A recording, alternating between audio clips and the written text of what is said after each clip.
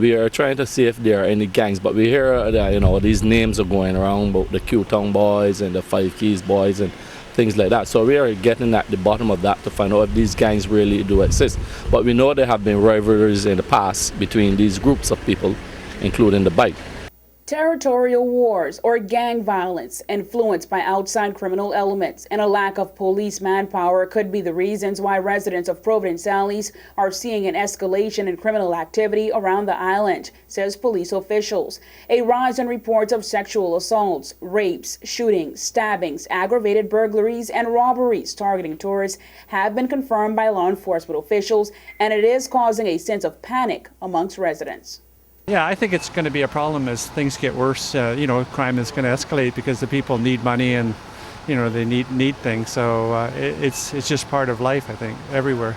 What do you have to say when you see things like that happening to people that could be your friends, your brothers, Well, it could even be me. Young children getting into fights, wars, gang violence. I don't think that's right. And I think that students should try to avoid these things, and they need more influence. I think it all starts at home. Police say they are overwhelmed by the amount of criminal activity taking place around the island and that a lack of cooperation from residents has resulted in a dead end for most of the recent crimes. Law enforcement officials have confirmed that no one has been charged with the homicide and burning of a Dominican woman that occurred in late February. No one has been charged with the rape of a Haitian woman in March or the rape of a Dominican woman in that same month. Police have no leads in the sexual assault of a tourist woman also in the month of March. No one has been charged for the recent killing of a 16-year-old on Sunday. No one has been caught for the aggravated burglary of a tourist couple last week, and police are still trying to confirm whether or not a 6-year-old child was sexually molested by her next-door neighbor last week. Press liaison officer with the police force, Sergeant Calvin Chase, responds to what the police force are doing to alleviate the recent hike in crime. The police are stretched out over the last weekend and the coming weeks with crime, and we have been putting our efforts together in order to solve these crimes.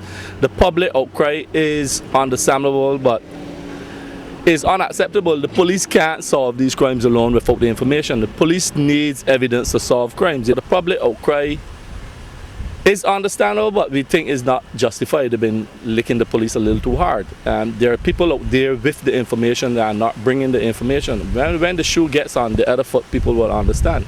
While many of these cases require time and collection of evidence, Chase says that the force needs the public's cooperation to combat crime. We are seeking the public's assistance in helping us with these crimes. We can't solve crime alone. We need to get the people who have the information to help us solve these crimes. We need them to come in.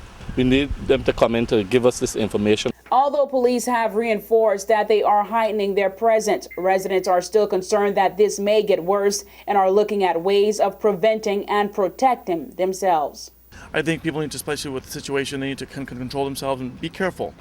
Be aware. Don't put yourself in an unpredictable situation where you're not totally aware. If you're, say, for example, intoxicated or something, and you're walking back or you're walking around, and they need to make an example, because people nowadays are just taking advantage of the system and getting away with crimes. In the meantime, the main concern is that someone someday may take the law into their own hands if crime continues at this rate.